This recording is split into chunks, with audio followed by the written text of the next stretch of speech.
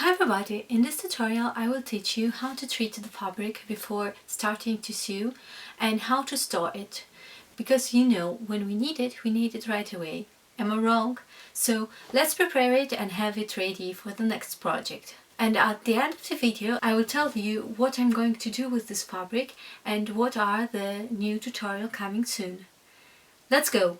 When you buy a fabric, always remember to ask if it can be washed with water and if it can be ironed. Because, to make a mess with fabric is very easy. And then trust to a certain point. Because I tell you from experience, sometimes they tell you that it can be washed with water and it cannot be. I'm Veronica from Salmandra Verde Arts and Crafts, and this channel is all about professional techniques applied to costume and cosplay making. So if you're new here, subscribe and ring the bell of notifications. Let's go! The first question to ask yourself is why I'm buying this fabric, what I'm going to do, how I'm going to sew it. I'm going to wash it by myself in the washing machine, by hand, or to the laundry. Okay, that's more than one question, but however, I personally prefer to wash all by myself in the washing machine or by hand.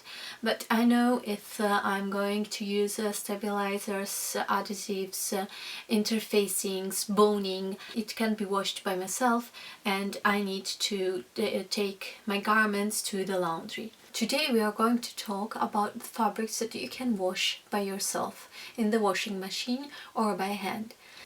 So the first thing is to wash by low temperature or alloyed temperature, because some fabrics can be washed at high temperature.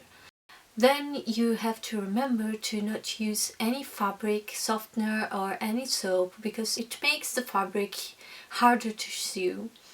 You need to dry it in shade, because sometimes it happens that with the sunlight the fabric can have stains from the sun, so it can change color, and we don't want it. Since I found this fabric at home and I don't know its composition, I think it's flax, I'll tell you a trick to understand what it's made of. Do not do it on the ironing board but on a table. I did it just to avoid having to move all the stuff. Cut a small piece and burn it with a lighter. If you have no idea what material it is or you think it is synthetic, use tongs to avoid burn yourself. Approximating a bit, if it smells like burnt paper, hair or leaves, it's natural fiber. If, on the other hand, it smells like burnt plastic, melts and shrieks, then it's synthetic. My result is actually flax. Now, on a corner, do an ironing test and adjust the temperature.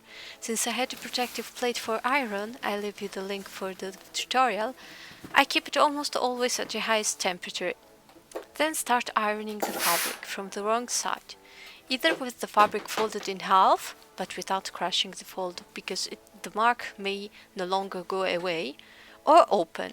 It also depends on what you are going to sew and how you will place the patterns. If you bend it in half, do not start from the beginning, but from about 30 centimeters, placing selvage on selvage so as to have the fabric not shredded and ready for cut. Once the fabric has been ironed and left to cool for a moment, fold it onto a cardboard, possibly always the same size, so when you go and put them on top of each other, they will all be nice and tidy. During ironing, check the fabric carefully. If there are any defects, or where it has taken light, or where there are any problem, mark it on the selvage with 2 back stitches made with basting thread, so that it doesn't go away. Never leave pins, as they could rust and stain.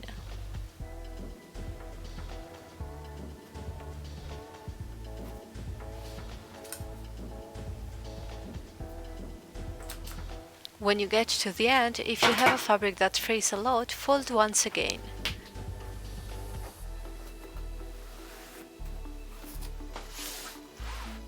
If you don't have any other cardboards, take it out and set it aside for the next fabric. And we have done. So now if you want to start with a new project right away, or if you want to store your fabric, now you know how to store it. The best way to store it is open, but if you cannot, you can put it like that, and then you will have less to iron when you start again. And if you're curious for what I'm going to do with this fabric, now I will tell you. So this fabric I'm going to use for two different tutorials. The first one will be on restoring the fabric.